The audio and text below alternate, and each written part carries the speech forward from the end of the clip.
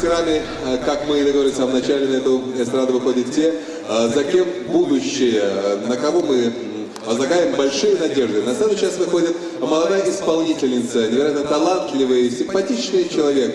Несмотря на свою молодость, она уже носит почетное звание заслуженной артистки Республики Ингушетия. Я хочу, чтобы вы встретили ее аплодисментами. Аза!